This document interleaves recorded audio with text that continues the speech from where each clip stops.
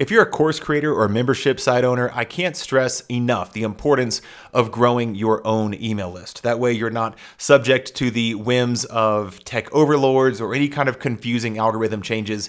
And actually recently I was kicked off of Facebook for really just a mistake for 30 days. And so if my entire business was built with just that Facebook or Instagram platform, I would have been in a world of hurt. But luckily I had an email list. And so growing your email list is a great idea. It's something you should be doing year round, always bringing in new people that have the problems that you solve and then stewarding them towards getting help and relief from those problems, okay?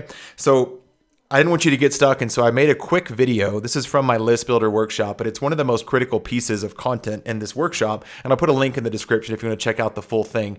But I want to give you some ideas. There's 15 different ideas for a lead magnet or a list builder that you can use in your business. So the point of this quick training is to identify the vehicle or the model that you're going to deliver a quick win to your target audience and then build momentum towards the next step in your sales process. Okay. Now you have 15 different options. I'm going to list them off and then I'm going to give you different categories so you know exactly which one to make. The first one is a simple checklist. Next one is a cheat sheet, assessment, script, or webinar. Let's talk about these 5 things. A checklist is where you take something that has a lot of steps and you organize them, you put them in order, you put them in one place. I've used a checklist in my business since the summer of 2020, and it's generated thousands and thousands of leads. I haven't really made any changes to it, and it's called the Course Launch Checklist. I'll put a link in the description if you want to check it out. It's all the steps you need in order to launch a course. The next one is a cheat sheet where you take something kind of confusing and you break it down to its simplest form. So let's say, for example, that might be a pixel installation cheat sheet, or buying your first digital currency cheat sheet, or understanding the keto diet cheat sheet, where you just break down, there's lots of different schools of thought, or there's lots of steps, and if you can make it really simple, then a cheat sheet's a really good idea. Next one is an assessment where you allow people to score themselves or rank themselves. This might be something like seeing if they're ready to start a podcast or ready to write a book. You ask them some questions and then you let them assess where they're at. Next one is a script. If you have a sales process or some specific set of words you use, let's say in a sales funnel or a Facebook ad or on a intake call or employee onboarding, those types of scripts can be really useful for people, just telling them exactly what to say. And I think everybody knows what a webinar is, but you definitely could use a webinar as a list builder in your business. Next one is a template. Again, I've got lots of ad templates and funnel templates I've given away in my business. A quiz is a useful way to help people have a little bit of fun and answer a series of questions, and it spits out a result. Case study is great for high ticket. If you have some cool results that you've gotten for people, then putting it together in a case study where it might seem unlikely and kind of against all odds, putting that case study together for people to understand the steps that you took to provide that transformation can be really useful.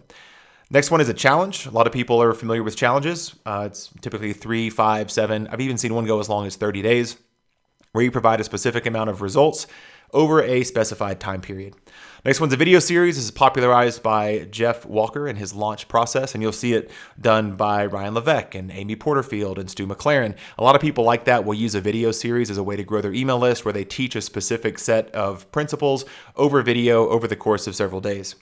The last 5 that you can do is a summit is the first one. So imagine grabbing a lot of different speakers in an area of expertise. Like I've taught one before on digital marketing, but I brought in people that are outside of my expertise and they really complemented the skill set that I had. So they could be talking about YouTube ads or copywriting or headlines or email marketing. Those could be all kind of complementary skills to put together a summit. A contest is not my favorite, as you'll see here in a second, but people can opt in to enter into a contest. Just make sure that the prize in the contest is one that only your target market would really want. So you don't want to make your contest, a new car or an iPad or something like that, because you'll just get people who want to win a new car or want to win an iPad. You won't get people that are your target market.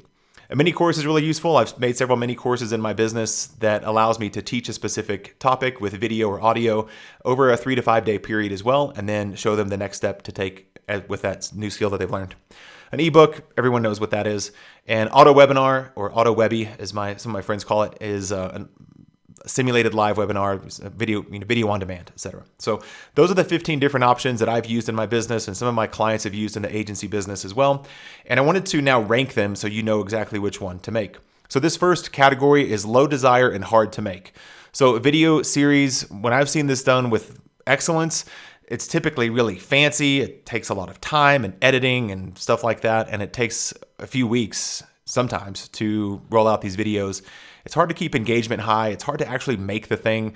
It's hard for people to opt in and consume all that content. An auto webinar is where people can watch it whenever. There's no urgency, but you still have to actually make the training, whether it's 15 minutes or 90 minutes or whatever.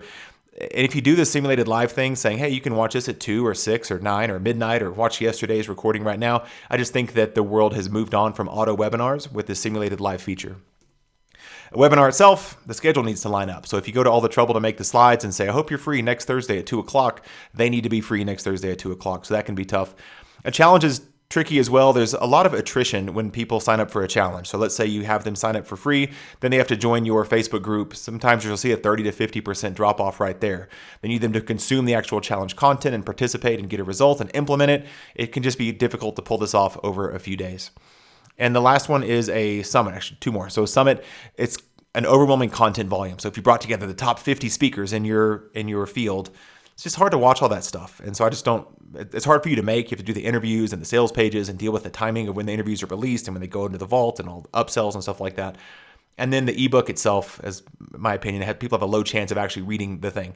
Now, I put an asterisk by it because I have several ebooks in my business I've used. They've also generated thousands of leads.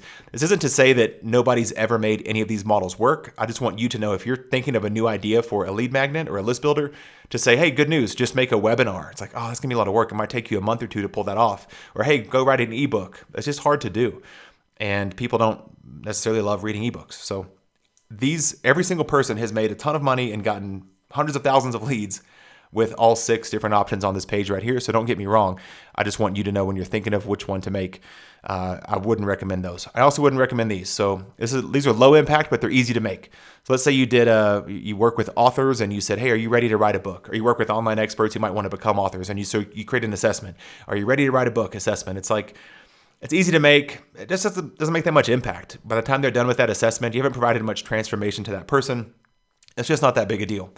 Contest is kind of the same thing. If you said, hey, opt in for, the top prize is a day of consulting with me or something like that, that might attract your target market because they have the problem you help them solve.